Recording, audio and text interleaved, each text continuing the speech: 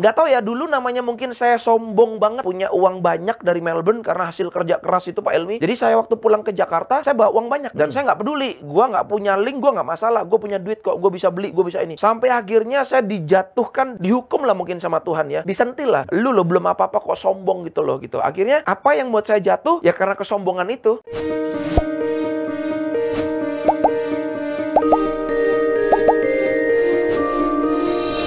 Ya, jumpa lagi dengan saya Helmy Yahya dalam acara Helmy Yahya Bicara yang menampilkan tokoh-tokoh ya, atau orang-orang hebat. Kadang-kadang nggak tokoh tapi hebat. Tapi kali ini adalah seorang yang saya profile, keren banget. Ia pernah hidupnya gelap kali dulu ya, dulu. Sekarang dia memberikan banyak keberkahan.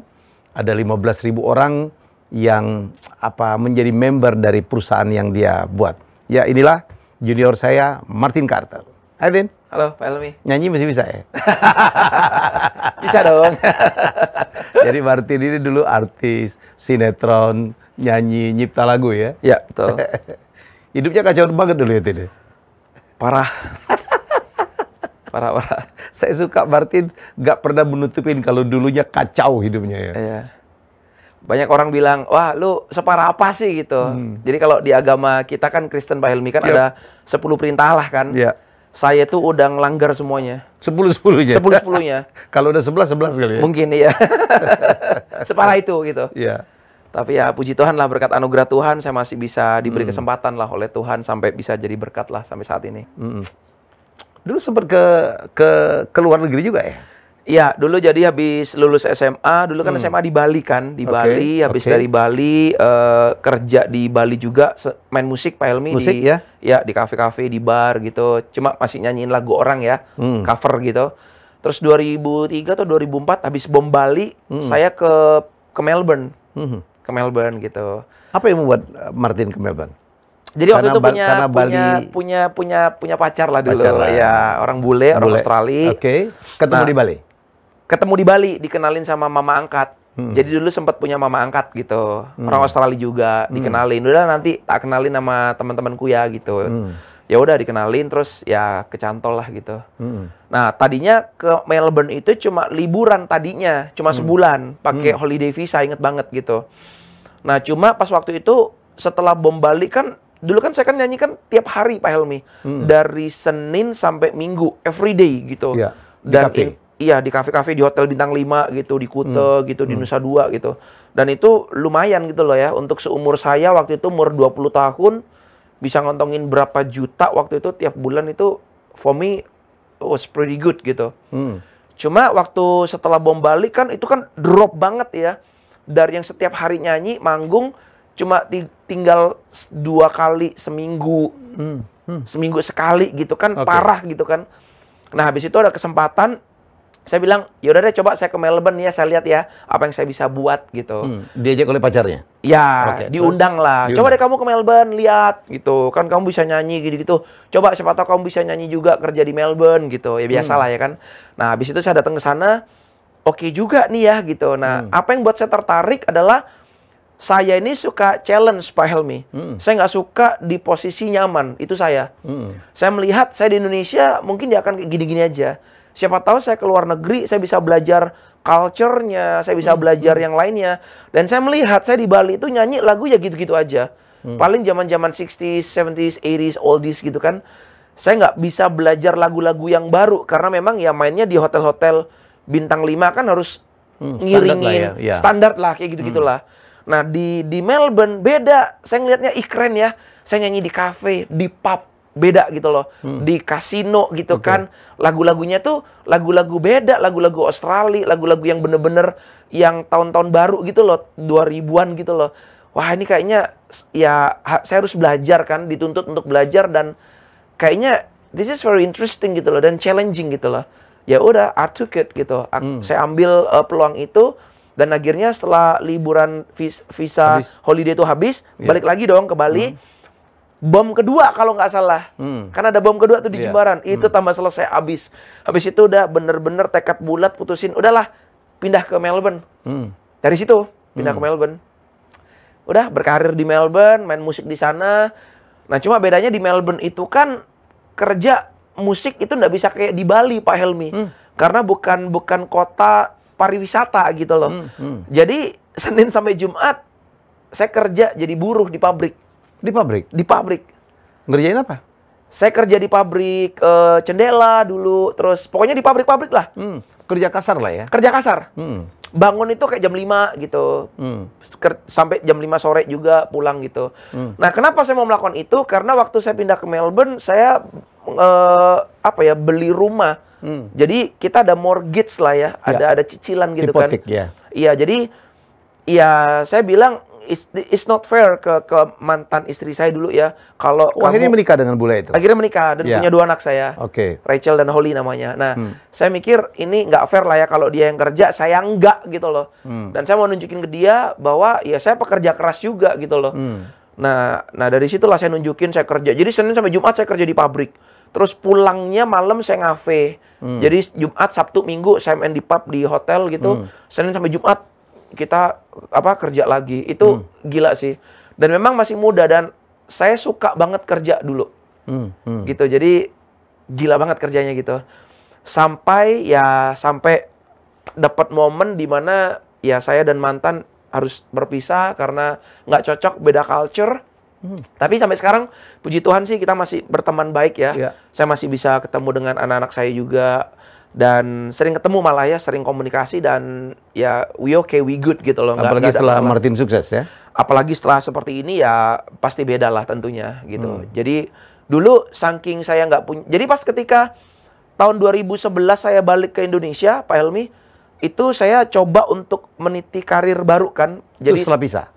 Iya setelah pisah kan, setelah pisah saya coba beberapa tahun lah di Melbourne ya. Nah habis itu saya kan punya mentor rohani ya, pendeta saya. Dia bilang gini, Tin, coba lu ke Indonesia, coba lu lihat apa yang lu bisa buat gitu.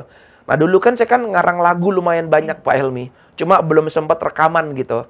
Akhirnya saya pulang ke Indonesia, saya coba tuh ketemu sama teman-teman kan, sama teman-teman artis-artis gitu, sama produser dan lain sebagainya. Akhirnya saya nggak tahu gimana ceritanya, akhirnya rilis single pertama.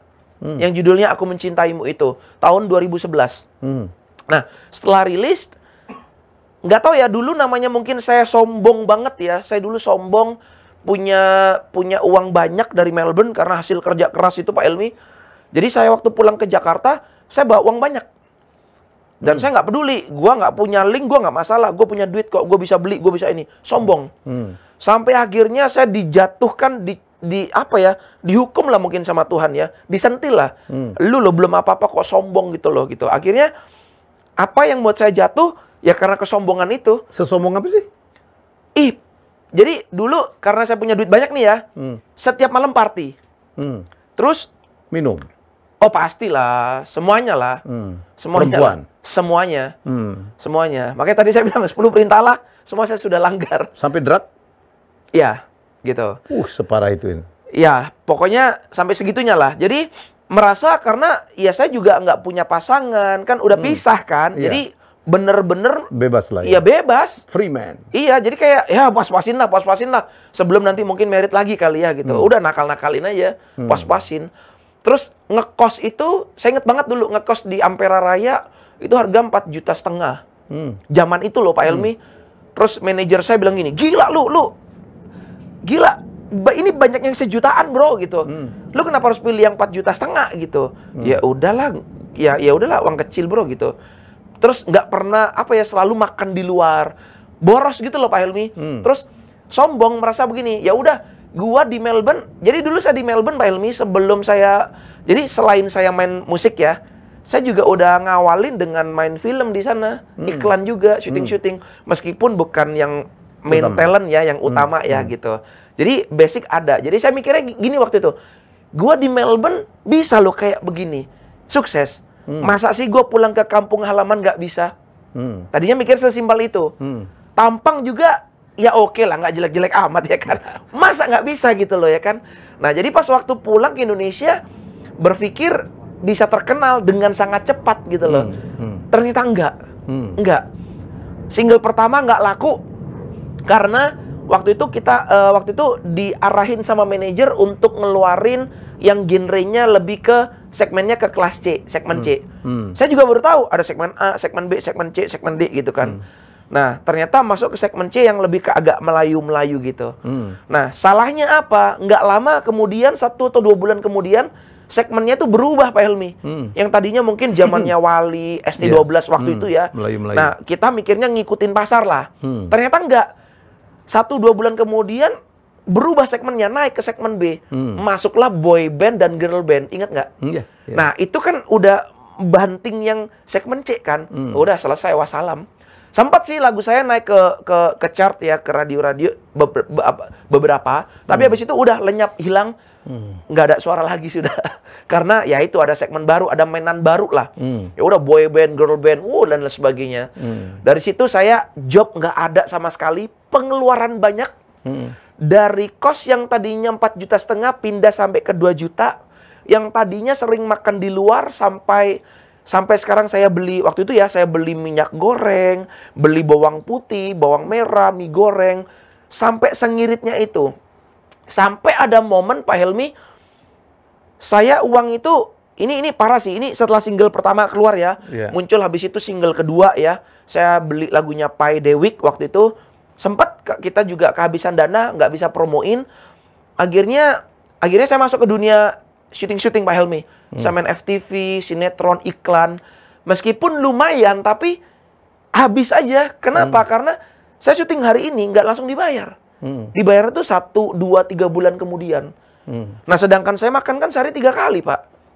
Sampai ada momen, saya benar-benar kehabisan uang, sampai ngambil uang receh di mobil yang 2.000, 1.500 itu loh. Receh-receh itu saya ambil untuk bisa, saya ingat banget momen ini. Sampai bisa beli, tahu nggak? Cukup beli apa Pak Helmi? Beli mie kuah 1 yang harga berapa ribu itu, sama ada sisa 5.000 untuk bisa beli nasi putih. Kenapa saya beli mie kuah?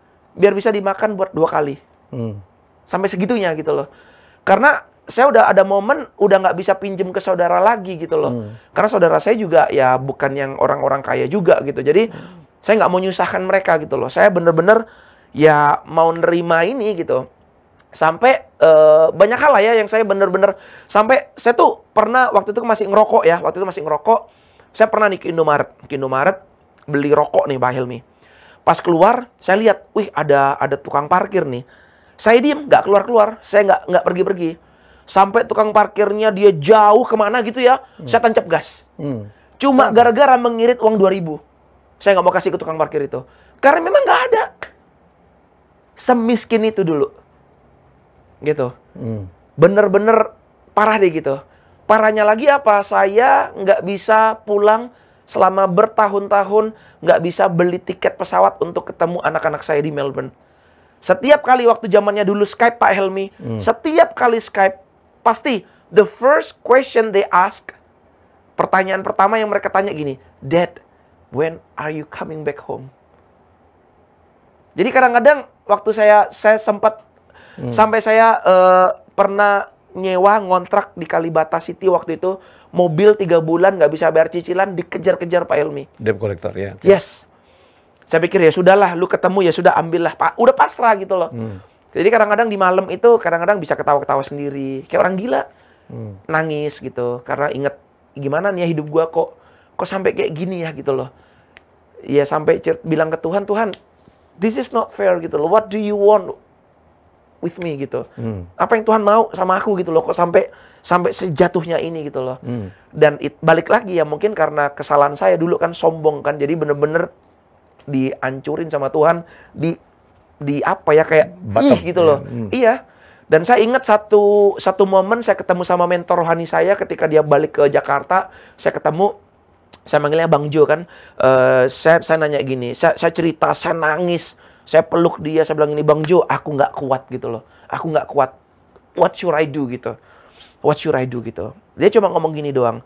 Lu bersyukur, Tin. Kenapa? Lu dikasih proses yang panjang sama Tuhan. Nggak proses yang pendek.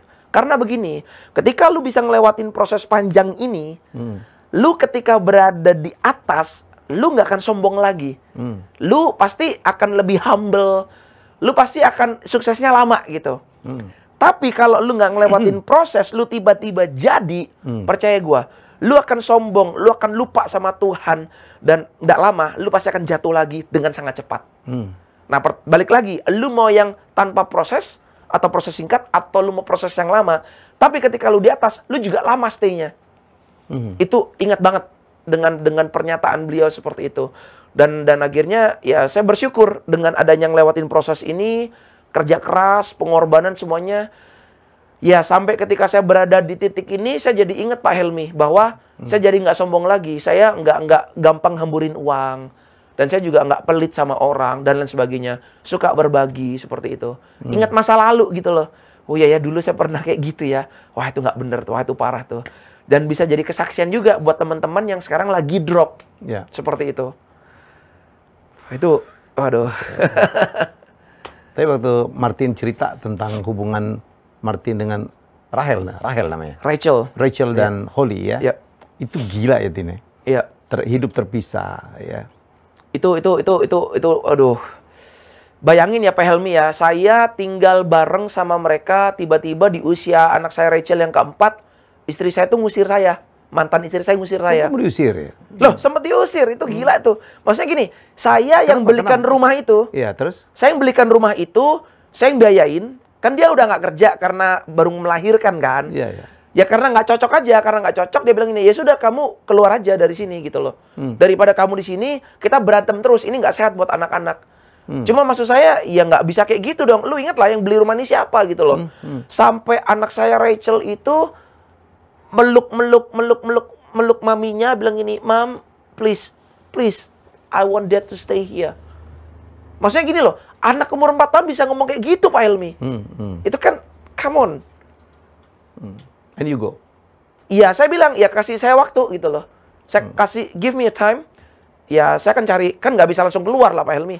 Saya kan harus cari tempat juga kan, ngontrak atau apa gitu.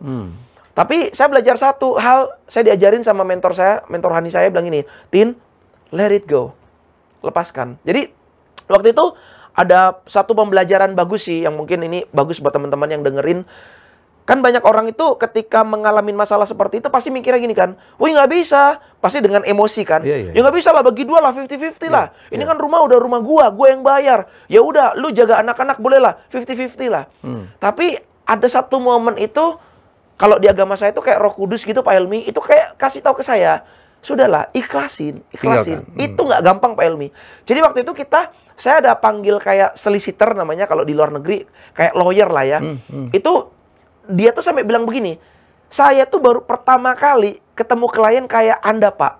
Maksudnya, iya, semua klien saya ketika mengalami perceraian, itu nggak ada loh yang suruh ngelepasin semuanya. Nggak ada. Baru Anda pertama kali ini Pak, 100% dikasih ke mantan. Kenapa gitu? Ya saya bilang, iya nggak apa-apa. Ya saya yakin dengan adanya saya melepaskan itu, Tuhan pasti akan berkatin saya. Dan betulan Pak Helmi, setelah saya kasih semuanya ke dia, saya cuma bilang gini doang, nggak apa-apa, udah saya kasih ke kamu, saya nggak minta apa-apa, tapi saya kan ada barang-barang, boleh nggak saya nitip? Kayak ada speaker, gitar, kan dulu saya ngeband kan, ada mixer gitu, terus ada laptop dan sebagainya, pakaian saya, boleh nggak saya nitip? Sayanya yang keluar, tapi barang-barang saya nitip di sini. Nggak apa-apa, nanti nama kan kita belikan nama bareng ya. Saya cabut dari bank biar ini rumah ini jadi milik kamu gitu. You know what? Setelah kita melewati itu, nggak tahu itu bisnis saya di Melbourne waktu itu tiba-tiba boom, meledak, semeledak-meledaknya. Oh ya? Semeledak-meledaknya. Jadi dulu saya punya perusahaan Pak Helmi namanya Martin Entertainment Agency. Jadi saya provide band, DJ, ke pub, ke hotel. Itu tiba-tiba yang nggak pernah saya pikirkan itu tiba-tiba dari Indonesia grup gitu ya kontak. Saya mau book ini acara gala dinner di Melbourne. Saya butuh band, saya butuh ini, saya butuh ini, saya butuh ini. Wah itu luar biasa. Dari itu saya bisa beli lagi unit. Gila nggak? Dari nggak punya apa-apa nih, saya lepasin kasih ke mantan. Dari situ saya diberkati sama Tuhan dan saya bisa beli lagi Pak Helmi. Unit di seberang pantai.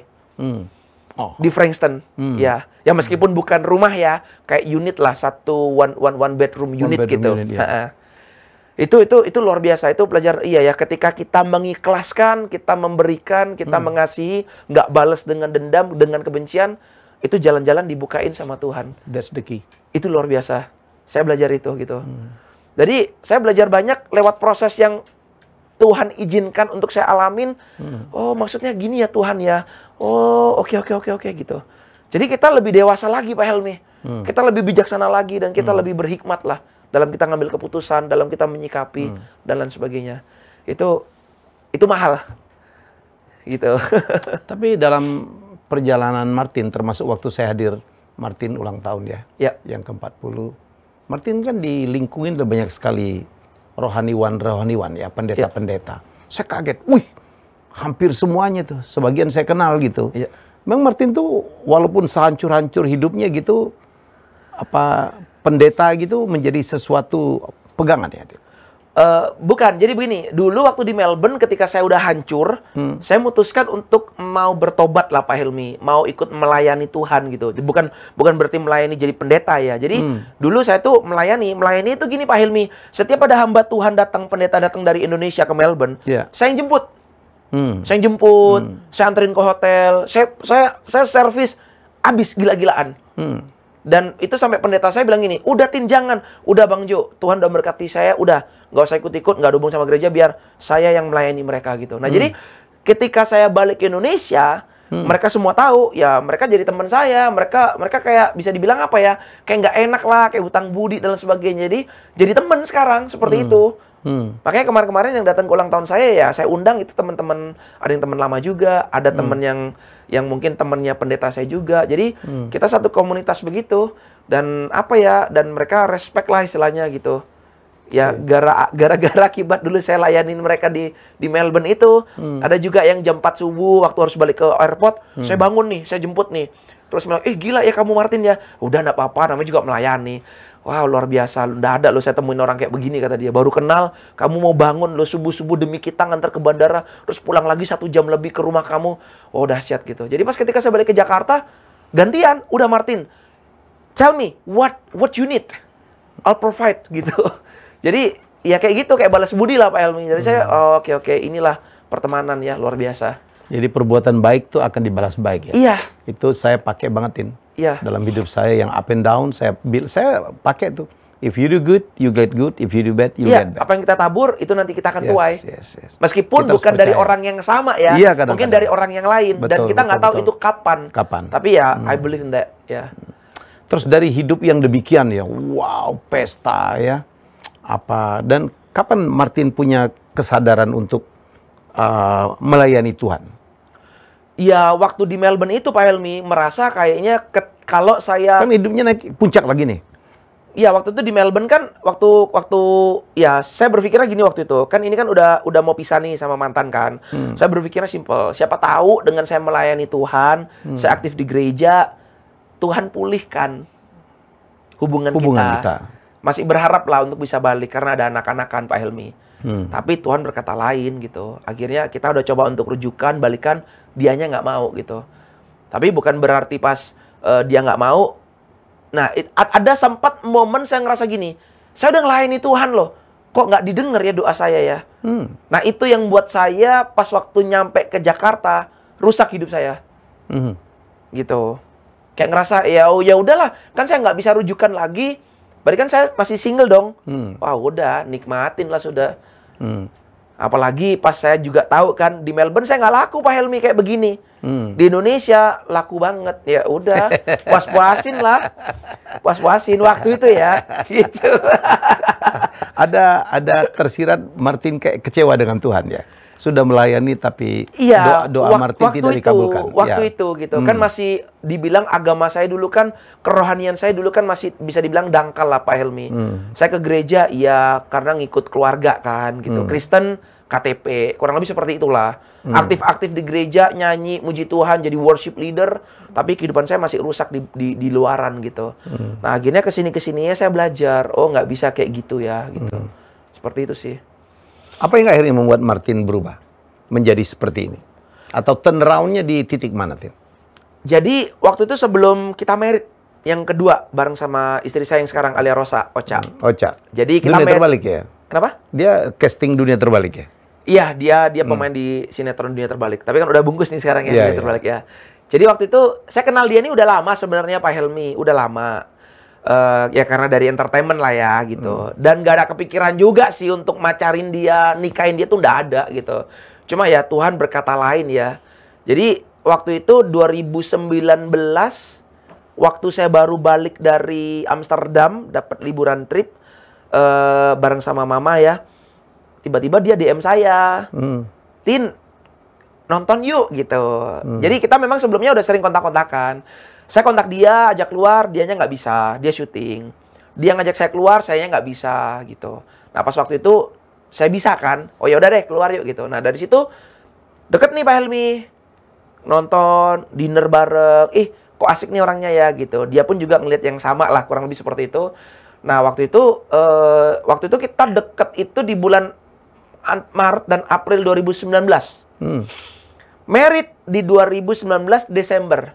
Jadi cuma 6 bulan lah kita dekat itu. Saya bilang sama dia begini, waktu kita dekat itu kita sempat tinggal bareng juga. Saya bilang begini sama dia, aku capek hidup dalam dosa gitu loh. Kita mau nikah tapi yuk kita hidup bener yuk gitu. Kita hidup bener yuk, kita takut akan Tuhan yuk gitu. Gak tahu nih tiba-tiba kayak capek gitu loh Pak Helmi dengan dosa gitu loh. Dengan kayak ya dengan beda-beda cewek dan lain sebagainya, kayak enak aja, bosan aja gitu loh. Kepingin yang hidup bener aja gitu. Tiba-tiba gitu. Nah terus Ocha pun juga ngomong yang sama. Iya aku juga gitu. Aku sebenarnya juga cari suami. Aku nggak mau cari yang one night stand gitu kata dia. Oh gitu. Oh berarti pas dong gitu kan gitu. Ya udah, yuk kita cepetan yuk biar kita dosanya nggak banyak, cepetan merit. Saya bilang gitu. Ya udah ayo gitu ya kan. Karena kalau lama-lama kan nggak merit bahaya Pak Helmi ya kan. Akhirnya, nah ini loh keputusan yang kita buat ini memang nggak gampang Pak Helmi ya kan. Yang kita sering hidup dalam dosa, tiba-tiba kita memutuskan untuk keluar dari dosa itu kan nggak gampang kan Pak Helmi. Tapi yang saya suka adalah saya bersyukurnya begini, ketika kita memutuskan, jadi kalau di Alkitab itu, di agama kita dibilang begini, ketika ada 2 atau 3 orang berkumpul dalam nama Tuhan, meminta hal yang sama, itu pintu-pintu akan dibukain sama Tuhan. Dan betulan ketika kita memutuskan itu, Tuhan kasih ide ke saya, tren ini Pak Helmi, yang perusahaan yang kita lagi bangun sekarang. Jadi waktu nikah itu tren belum ada? Belum ada. Saya masih ikut perusahaan yang sebelumnya. Masih join di perusahaan sebelumnya sebagai member masih. Udah kerja ya? Udah kerja gitu. Jadi dapat ide di situ. Yang tadinya saya tuh nggak kepikiran untuk bisa punya perusahaan sendiri. Nggak pernah. Nggak pernah. Kalau untuk jadi artis terkenal, sering lah ya. Salah satu impian lah. Tapi untuk punya perusahaan besar sampai kayak begini, nggak pernah. Nggak pernah. Itu Tuhan kasih loh. Jadi ide ini luar biasa. Orang mungkin semua nggak pernah kepikiran, Tuhan kasih secara cuma-cuma. Cuma gara-gara keputusan kecil yang kita buat. Kita mau hidup benar. 2019? Iya. Akhir ya? Akhir. Itu. Terus setelah menikah, gampangkah atau sulit juga? Oh, susah.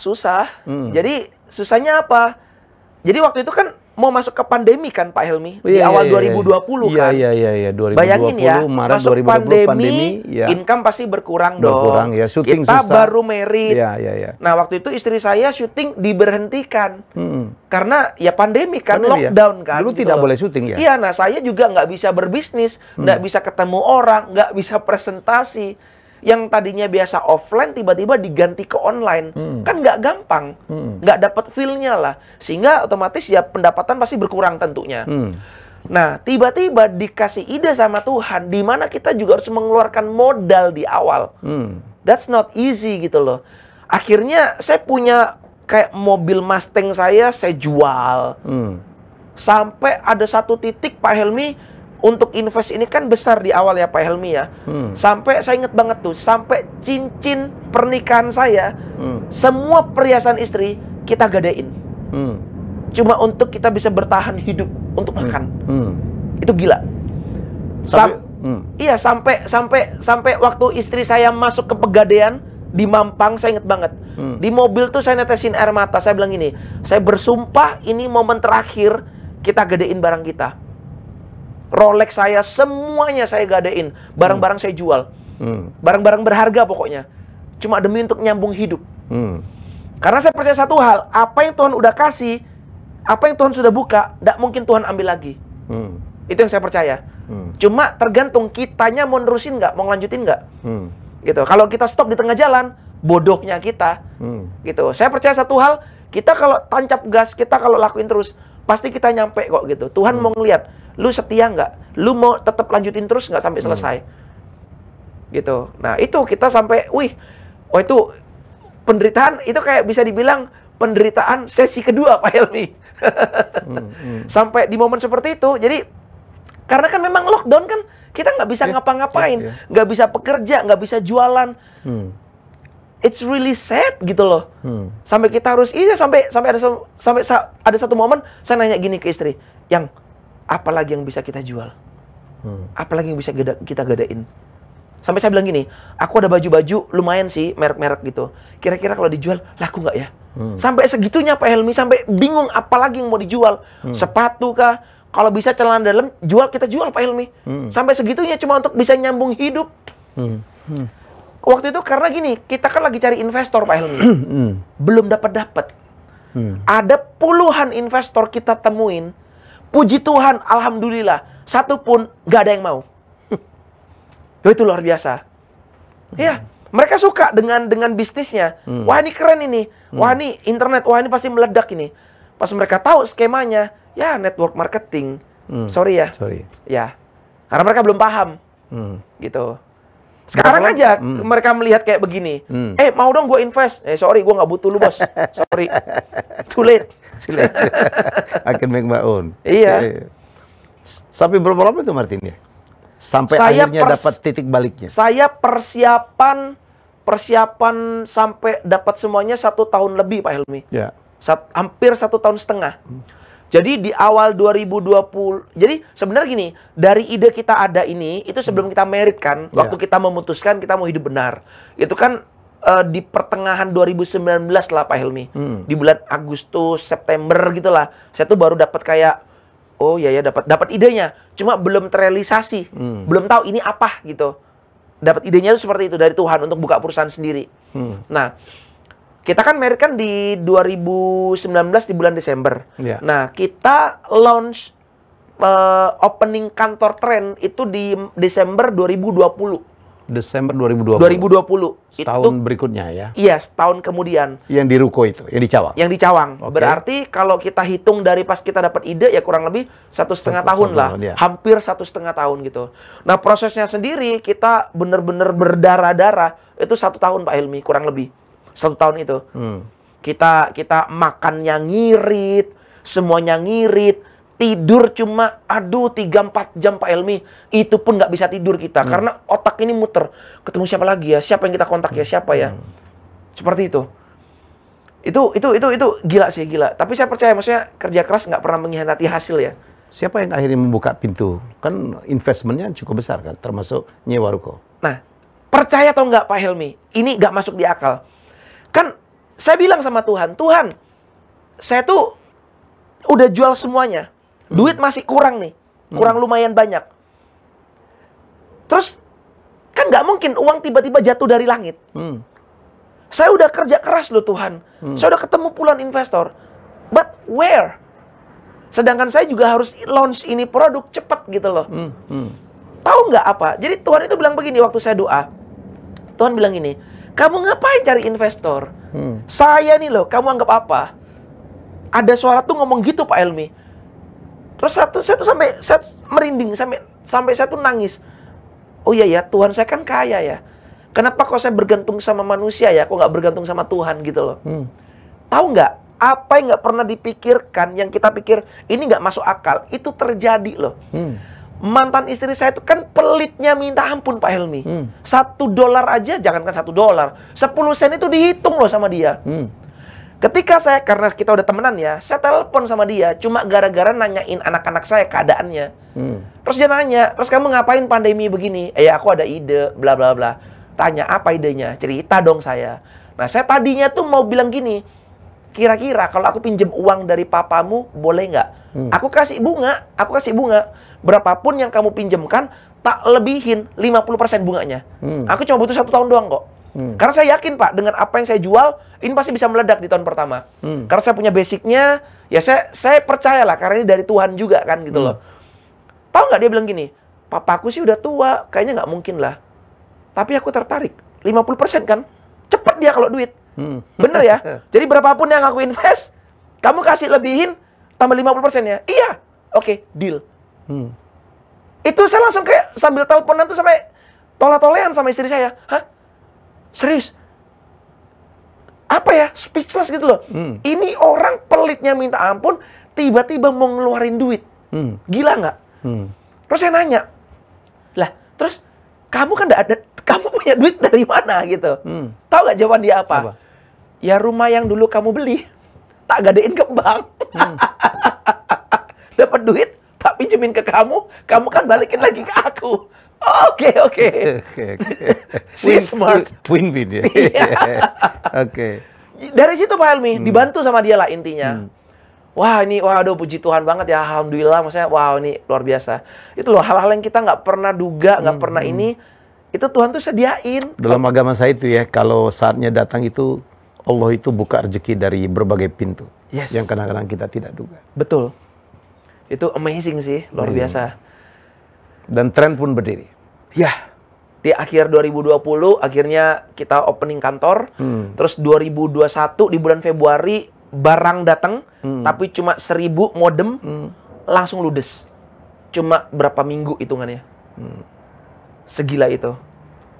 Oke. Jadi sekarang tren usia udah berapa? Masuk ke tahun ketiga, udah kurang lebih 2 tahun lah. 2 tahun lah ya. Kurang lebih 2 tahun. Member udah berapa? Kurang lebih di 15.000. 15.000. Ya. Saya boleh tahu kan kita Martin kan orang yang jujur kan, terbuka semua pajak. Omset terakhir udah berapa? Di 100M lebih. 100M lebih. Ya. Wow. Dan kemarin terpilih sebagai dapat award apa tuh? Jadi puji Tuhan sih di tahun pertama di umur kita yang baru menginjak ke 7 bulan, kita dapat penghargaan Muri Dunia Pak Helmi. Jadi ini lucu juga nih. Pertama kita dapatnya Muri Indonesia awalnya. Iya. Karena ya kita satu-satunya perusahaan network marketing ya, direct selling yang produknya modem internet gitu. Nah, besokannya saya inget banget tuh, itu tanggal 24 Oktober 2021 kita dapat Muri Indonesia tuh. Ada fotonya semuanya, udah kita dokumentasikan. Besokannya hari Senin, saya tuh ditelepon, baru saya melek ditelepon. Pak, mohon maaf, kita salah kasih penghargaan, Pak. Kita salah kasih gitu. Kok bisa? Iya, tim kita udah ngecek di Guinness Book Records, itu sudah memang betul, Pak. Memang tidak ada di dunia itu yang perusahaan network marketing menjual produk modem seperti Anda. Jadi betul, Anda satu-satunya, bukan di Indonesia, tapi di dunia. Ini kita sudah siapkan, Pak. Boleh nggak Bapak ngambil ke kantor kami di Kelapa Gading? Wah, saya nggak pakai sikat gigi, nggak pakai mandi, Pak Helmi. Istri saya, bang, cepet-cepet yuk, kita kesana yuk, kita ambil yuk. Excited, happy dong, semangat dong. Ya udah, kita ambil akhirnya, wah ini luar biasa nih.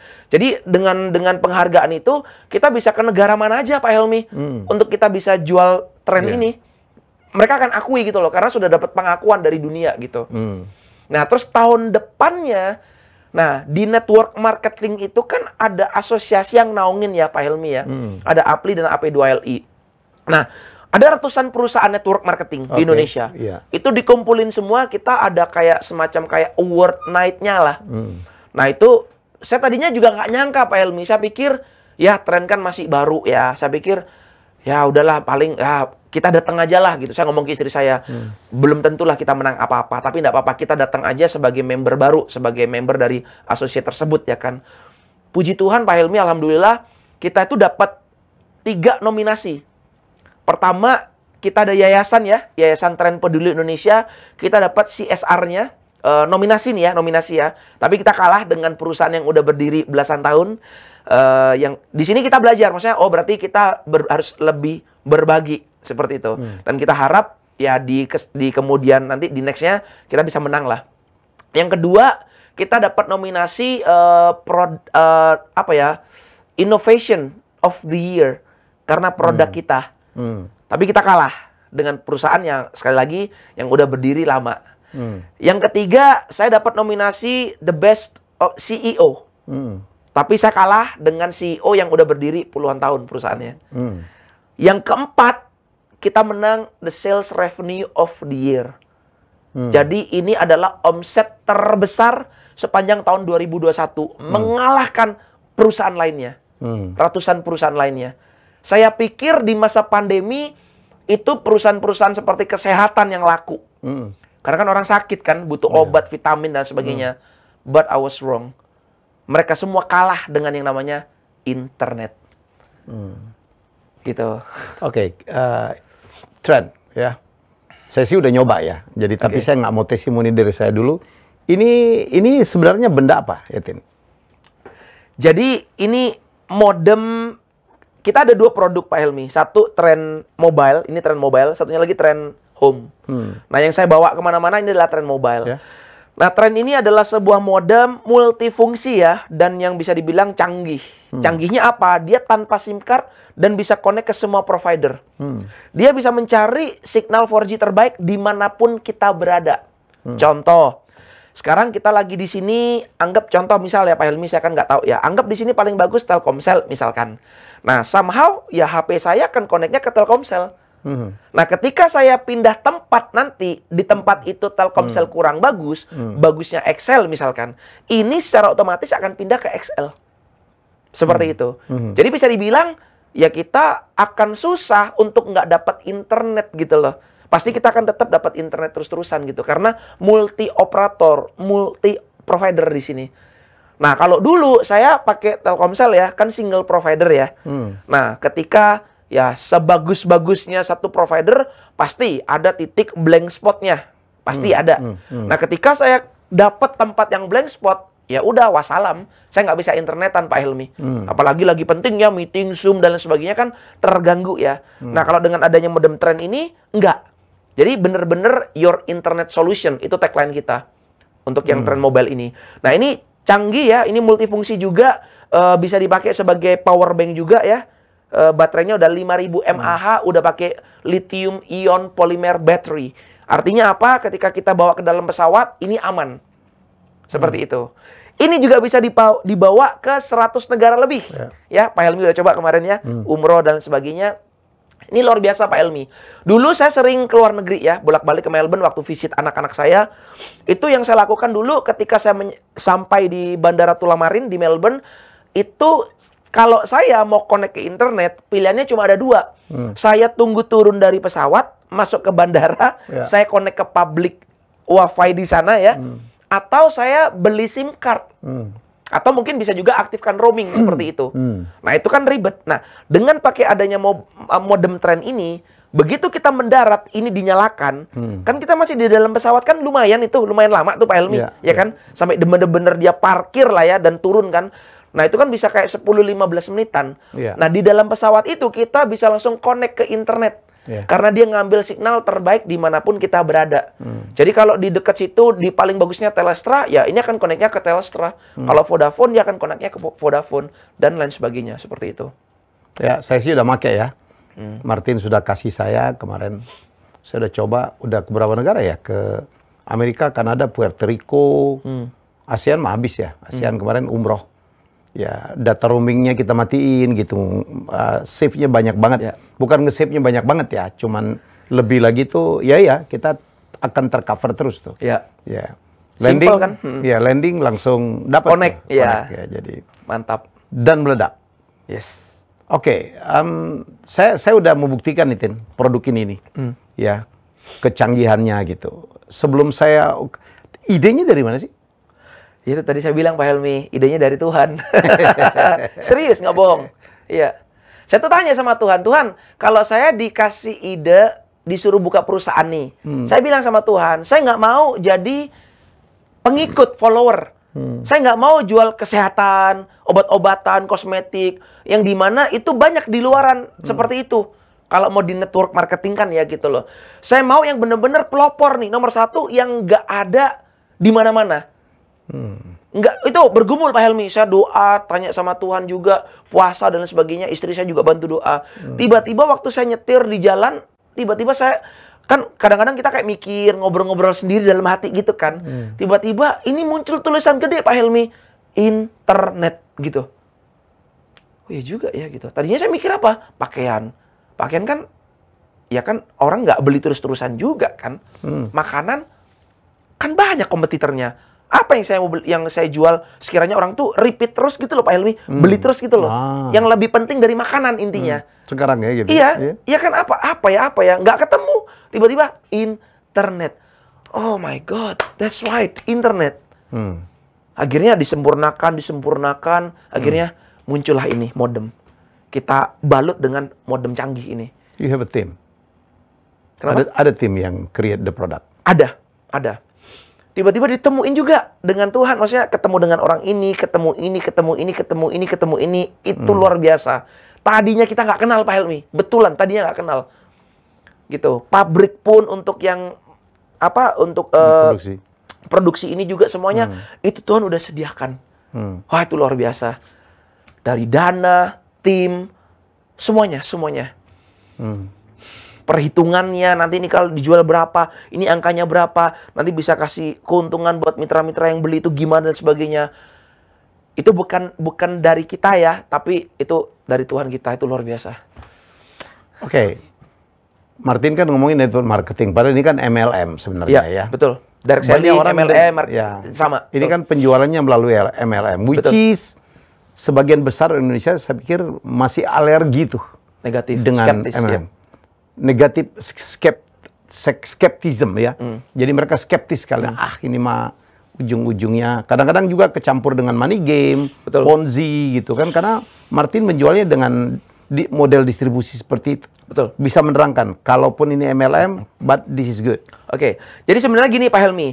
Kenapa sih banyak orang itu negatif? Karena banyak mereka itu nggak mau belajar. Banyak dari mereka itu cuma dengar-dengar dari orang lain aja. Oh, cari-cari orang dan lain sebagainya. Padahal mereka sendiri nggak tahu kalau ditanya, lu tahu nggak sih MLM itu apa? Ya itu cari-cari orang. Bukan itu bego. Bukan itu. Banyak orang tuh nggak ngerti gitu loh. Saya pun dulu negatif Pak Helmi. Iya. Lu tahu ada MLM namanya, masuk langsung mati gitu. Iya, masuk langsung mampus gitu loh. Nah, kalau MLM saya beda, masuk langsung makmur. Beda gitu. Nah, jadi pengertiannya tuh gampangannya gini Pak Helmi, kalau saya boleh kasih ilustrasinya ya, seperti ini. Jadi, saya kalau ngajarin ke orang-orang itu, saya ngomongnya begini, penjualan itu ada 2 tipe. Ini kalau versi saya Pak Helmi ada 2 tipe. Ada yang namanya single level, dan ada yang multi level. Gitu. Nah, multi level ini yang kita namakan MLM itu. MLM itu kan singkatannya multi level marketing kan. Nah, tapi ada juga yang single level marketing. Nah, single level marketing itu contohnya begini Pak Helmi. Pak Helmi beli modem ini di toko. Ya. Udah, putus kan, selesaikan Pak Helmi. Itu single level. Bapak beli, toko itu dapat cuannya, dapat untungnya, that's it. Selesai. Bapak mau jual lagi modem yang Bapak beli tadi ke orang lain, Bapak mungkin nggak dapat untung, atau orang ini, toko ini nggak dapat untung. Itu namanya single level. Beli sekali, udah selesai, putus. Nah, multi level ini menarik Pak Helmi. Banyak orang itu nggak ngerti, nggak sadar. Dan ini kerja pintar sebenarnya di multi level ini. Multi level ini seperti ini Pak Helmi. Contoh ya, Bapak beli modem ini dari saya. Ya, nah saya kan dapat untung nih Pak. Ya kan? Bapak kan belum dapat untung. Nah, Bapak jual modem Bapak ke siapa? Si Fajar misalkan, contoh ya. Nah, kerennya multi level tuh begini Pak. Ketika Bapak jual modem ke Fajar, Pak Helmi kan dapat untung nih. Saya ini kan nggak ngapa-ngapain. Saya ini juga dapat untung Pak. Karena saya yang mereferalkan Bapak ke saya. Jadi kayak berentetan gitu loh. Nah, Fajar jual modemnya ke Ami misalkan. Nah, Fajar dapat duit, dapat bonus. Pak Helmi juga dapat meskipun nggak ngapa-ngapain, saya juga dapat. Nah, sekarang kalau ditanya, dari 2 ini, kalau disuruh pilih nih, pilih yang mana Pak Helmi? Ya, semua orang kan pasti pilih yang multi level marketing dong. Ya kan? Lah ngapain saya pilih cuma beli 1, udah selesai. Ya mending multi kalau bisa. Income kita multi. Jadi ada orang yang bekerja di bawah kita, kita juga dapat dibagi. Nah, di single level marketing itu nggak bisa seperti itu. Begitu. Itu yang pertama, pengertian tentang MLM itu sendiri ya Pak Helmi ya. Nah, pertanyaannya kenapa kok banyak yang skeptis? Karena ada oknum-oknum yang nggak bertanggung jawab, yang nggak bener lah ya. Itu mereka menjual sesuatu, bukan barang, itu tapi di MLM kan pakai sistem MLM itu. Yang namanya money game. Gak usah jauh-jauh lah ya. Semua udah banyak korbannya. Kita ngomong yang trading kemarin, robot. Itu nggak bener, itu money game Pak Helmi. Saya berani dengan keras, itu money game. Karena produknya tidak benar. Produknya nggak jelas, nggak ada produknya. Karena begini Pak Helmi, kalau kita kalau nanti Pak Helmi cek ya, teman-teman cek juga, kita ada SUP L. SUP L kita yang kita daftarkan ke Kemendak, itu tren lokal, tren global, tren home. Sesuai dengan apa yang kita jual. Nah, kalau yang robot-robot trading itu, SUP L-nya itu paling serum, e-book, tapi dijual di lapangan, robot. Nah, itu kan sudah melanggar, nggak bener gitu loh. Nah, jadi kenapa kita bilang money game? Ya, uangnya orang diputer. Contoh, Pak, Bapak beli Bapak taruh uang ke saya. Ini gampangannya kayak gini, Pak, zaman dulu. Bapak taruh uang Bapak ke saya, 100 juta. Bapak nggak usah ngapa-ngapain, tak kasih 5%, Pak. Seneng dong. Gede loh, Pak, 5% sebulan, ya kan? Nah, terus Bapak ngerekrut orang lagi. Atau saya ngerekrut orang lagi, saya ngerekrut Fajar. Jar, sini, 100 juta, lu dapat 5%. Nah, jadi Bapak dapat 5% itu dari mana? Tahu nggak? Dari uangnya dari Fajar ini, dari Pak. Bawah, ya. Nah, saya ngerekrut orang lagi, si Ami. Mi, sini, lu store ke gua 1M, tak kasih 5%. Nah, uangnya di 1M ini, saya bisa bayar bulanannya Pak Helmi, bisa bayar bulanannya Fajar. Itu cara kerja money game itu seperti itu. Uangnya orang diputer. Nah, cuma sistemnya, cara kerjanya sama. Ngundang orang, presentasi, ngerekrut, cari-cari orang. Nah, sehingga orang awam itu nggak ngerti. Oh, ini pasti yang kemarin itu. Nah, gitu loh. Bodohnya mereka tuh di situ. Karena mereka nggak punya wawasannya. Nah, intinya begini gampangannya. Apa yang membedakan ini bener, ini enggak? Gampangannya gini Pak Helmi. Kalau ini ada produknya jelas, Anda dapat untung karena hasil Anda menjual barang, itu benar. Tapi kalau ini nggak ada produknya, nggak ada wujudnya, tiba-tiba Anda dapat untung dari situ, itu sudah pasti nggak benar. Logikanya seperti itu Pak Helmi. Nah, di sini ketika contoh ya Pak Helmi beli modem trend misalkan. Terus Pak Helmi mengenalkan seseorang untuk beli ini juga. Mereka beli ini dari Pak Helmi. Pak Helmi dapat bonus 10% misalkan contoh. Kan nggak salah. Karena Pak Helmi kan menjual barang. Gitu loh Pak. Nah, itu seperti itu. Jadi, ya itu sih kekuatan daripada network marketing itu Pak. Kerennya itu kenapa sih kok saya pilih jalur distribusinya ini direct selling. Saya MLM kan. Kenapa kok nggak saya retail kan? Jujur Pak, kalau saya retail kan ini Pak, saya doang yang kaya Pak Helmi sama istri. Saya nggak mungkin bisa membantu ratusan orang Pak. Itu bisa punya income puluhan juta sampai ratusan juta, bahkan ada yang dapat miliaran Pak. Sebulan dah ya? Iya, itu nggak mungkin terjadi kalau saya tidak itu MLM kan. Pasangan dokter kemarin itu ya? Betul. Jadi lewat tren ini Pak, puji Tuhan, alhamdulillah tahun kemarin kita sudah cetak 5 miliarder Pak di Indonesia. Yang tadinya mungkin mereka juga ya orang biasa ya gitu. Tapi lewat tren mereka sudah menghasilkan income miliaran Pak dari tren. Dan di tahun ini kita punya target kita mau mencetak 10 miliarder Pak. Di Indonesia lahir dari perusahaan tren seperti itu. Jadi kita punya 2 tagline nih Pak. Kalau di produknya kita tagline-nya Your Internet Solution. Kalau di bisnisnya kita punya tagline ubah pengeluaran tetap Anda menjadi penghasilan. Nah, dia merubah ya pengeluaran tetap itu kan kita biaya pulsa ya. Betul, beli kuota internet. Kan, betul. Konten dan sekarang mendikan beli ini dan kemudian biaya pulsanya akan jadi gratis dan mungkin bisa dia untung. Cuman abodemen doang ya. Iya, jadi yang saya lakukan adalah saya dulu kan kadang-kadang gini Pak Helmi. Sebagai user aja ya, sebagai user aja udah untung. Iya, jadi gini Pak Helmi, kita itu kadang-kadang kan nggak berasa ya. Kita keluar bulanan, tiap bulan kuota. Kayak dulu saya pakai Telkomsel kurang lebih 300 ribuan. Kita tuh nggak berasa 300 ribuan itu selama berapa belas tahun, berapa puluh tahun. Di total juga udah puluhan juta, bahkan sudah 100 juta lebih. Itu pengeluaran tetap yang nggak mungkin bisa balik ke rekening kita, Pak Helmi. Nah, di tren ini kita mengondisikan, kita mengajak teman-teman yang join di tren ini, yang beli ini, bukan sebagai pengguna, Pak, tapi sebagai mitra kami. Jadi ada profit sharing nanti di situ. Nah, profit sharing ini, keuntungan ini yang didapatkan, itu yang nanti bisa mengubah pengeluaran tetap mereka itu menjadi penghasilan. Jadi mereka udah nggak perlu bingungin untuk beli lagi. Udah gratis dari tren kuotanya. Jadi ketika nanti mereka beli lagi, tahun depannya, 2 tahun lagi, beli kuota internetnya dari mana? Ya dari uang yang mereka udah hasilkan dari tren, dari bonus-bonus itu. Nah, itu kan solusi, Pak. Seperti itu. Oke. Saya udah make lah yang kemarin ya, Ya. internasional. Sekarang ada yang home juga. Ada yang home. Bisa taruh di rumah, bisa di-sharing. Nah, kalau yang tren mobile ini kerennya ini bisa dipakai buat 10 perangkat, Pak, Ya, di kemarin waktu kami bersamaan. Betul ya? traveling berenam, kita Rame-rame ya. asal dekat aja kan. Ya, Begitu ya. jauh gitu lewat. Iya, pastilah. Ya, kan ada batasannya. Nah, kalau yang tren home ini bisa dibilang pengganti yang internet kabel, Pak Helmi, ya, yang ada di rumahan. Bedanya apa? Kalau yang internet kabel di rumahan itu yang fiber optik, itu kalau kita mau mengaktifkan kan kita harus telepon dulu teknisinya ya.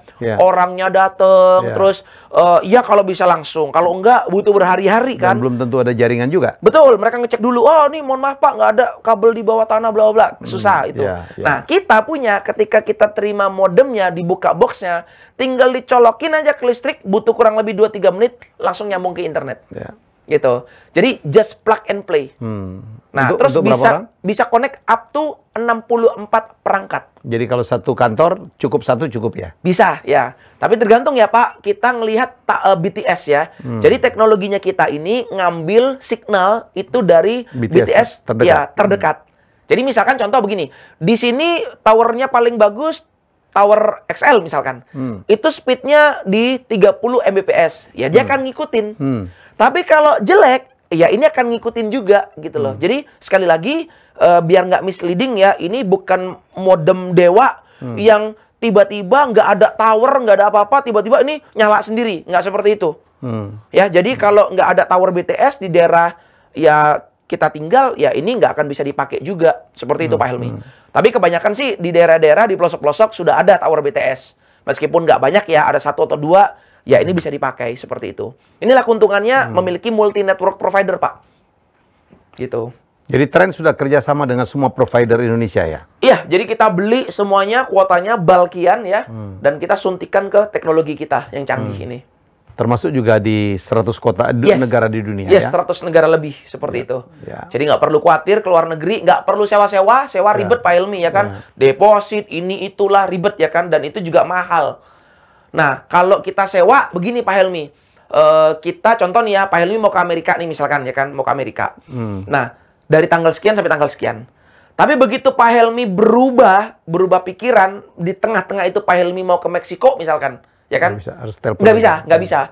Karena Pak Helmi udah nge-booknya, udah cukup di Amerika sini saja. Nah, pakai tren, Anda mau berubah pikiran, mau muter-muter, mau bolak-balik ke negara-negara yang ada di list kita ya, di 120 negara, itu pasti bisa Pak Helmi. Satu hal tuh, Tin, saya kemarin yang happy, yang akhirnya saya pakai tren, ya. Kenapa? Karena sehubungan dengan security ya. Sehubungan security, hacking, segala macam. Jadi Anda jangan happy kalau masuk suatu tempat. Kan kalau untuk masukin ke connect to wifi-nya mereka kan ditanya tuh. Tanya nomor inilah, tanya apa. Yang wifi public ya. Wifi public itu bahaya. Jangan. Itu bahaya gitu. Jadi itu yang saya kemarin juga ketemu Mama Ina ya. Vina juga adalah member, Vina Panduwinata. Dia bilang gitu karena memang, oh iya juga ya. Karena kita kadang-kadang, oh happy, di sini gratis gitu. Padahal dia ditanya email lah.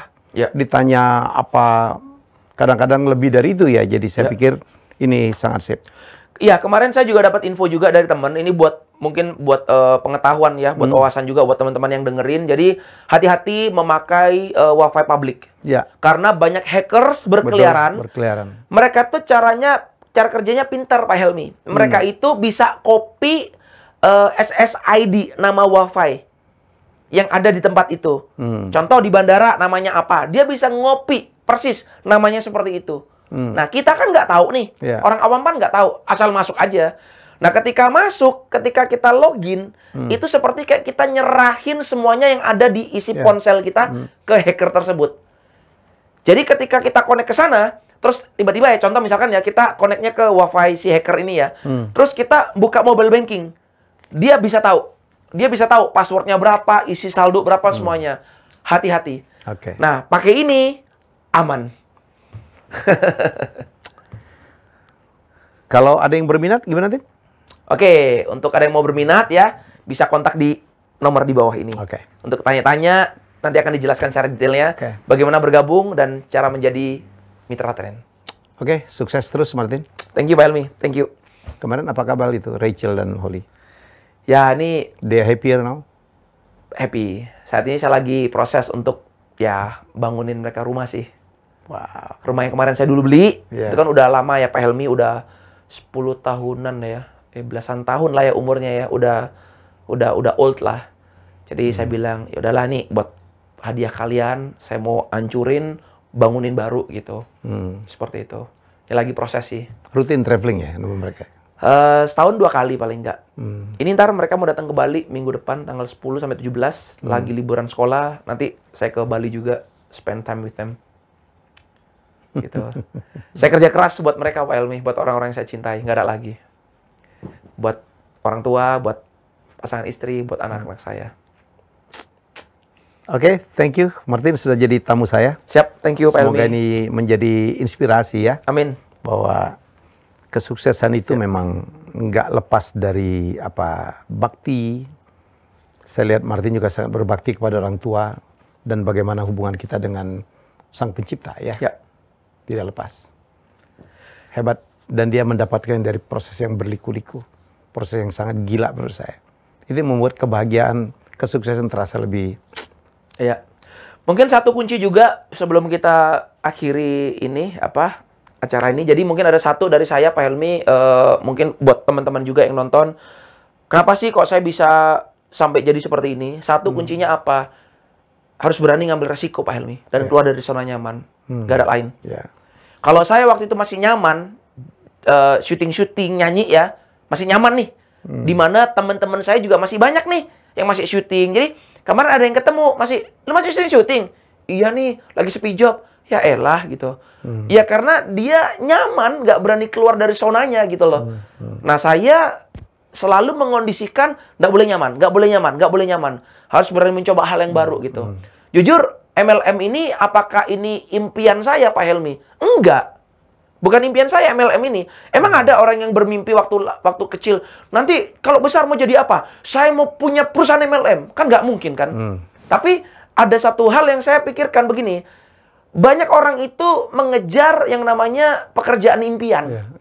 Banyak sekali orang di dunia ini, khususnya di Indonesia. Banyak sekali, wah itu pekerjaan saya, wah itu impian saya, jadi artis dan lain sebagainya.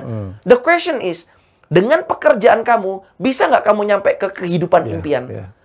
Nah dulu saya tuh mengejar pekerjaan impian Pak, sehingga saya nggak dapat nih kehidupan impian saya.